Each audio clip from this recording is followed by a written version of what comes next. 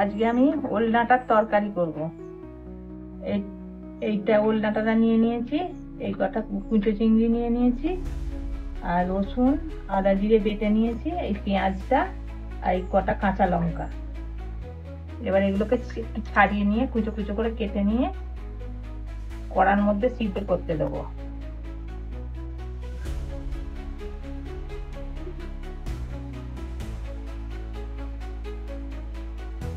এবার লম্বা করে চিড়ে নেবো, এটাকে চিড়ে নিয়ে এবার গোল গোল করে কেটে নেবো।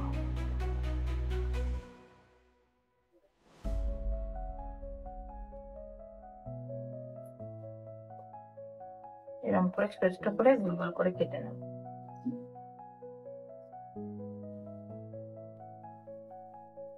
ডাঁটাগুলো সিদ্ধ করতে দেবো, তার জন্য একটু হলুদ আর একটু লবণ দিয়ে সিদ্ধ করে দেবো।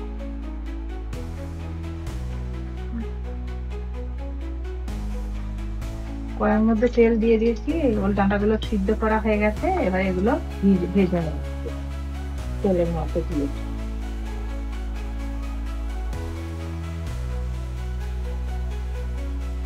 এবার কুচো চিংড়িগুলো ভেজে নেব, ওলের ডাঁটাগুলো ভেজে নিয়ে এবার একটু হলুদ দিয়ে দেবো।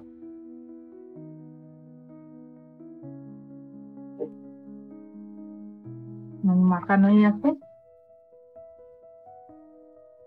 তেলটার মধ্যে 5 ফোড়ন দিয়ে দিচ্ছি, একটা শুকনো লঙ্কা,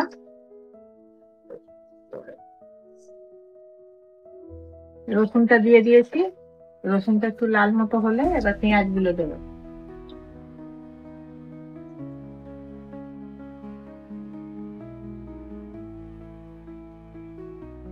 পেঁয়াজটা একটু নরম হয়ে যাওয়ার জন্য একটু লবণ দিয়ে দিচ্ছি। এবার জিরে আদা বাটাটা এর মধ্যে দিয়ে দিচ্ছি।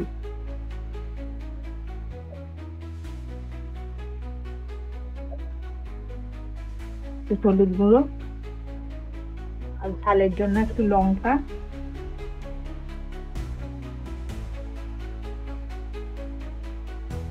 ওলের ডাঁটা ভাজা আর কুচো চিংড়ি গুলো দিয়ে দিচ্ছি এর মধ্যে দিয়ে এবার কষিয়ে নেব। এগুলো এবার সিদ্ধ হওয়ার জন্য একটু জল দিচ্ছি।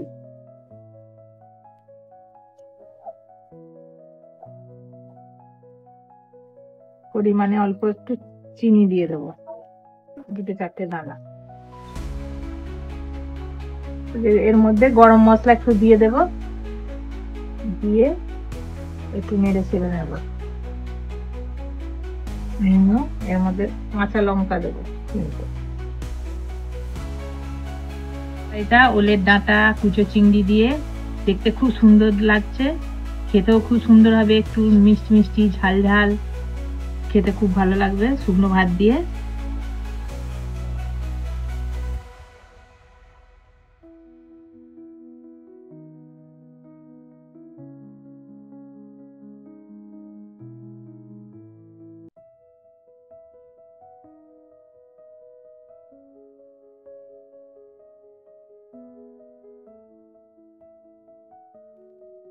ছোট্ট রেসিপিটা কেমন লাগলো জানাবেন, চ্যানেলটি সাবস্ক্রাইব করবেন। নমস্কার বন্ধুরা, ভালো থাকবেন, সুস্থ থাকবেন।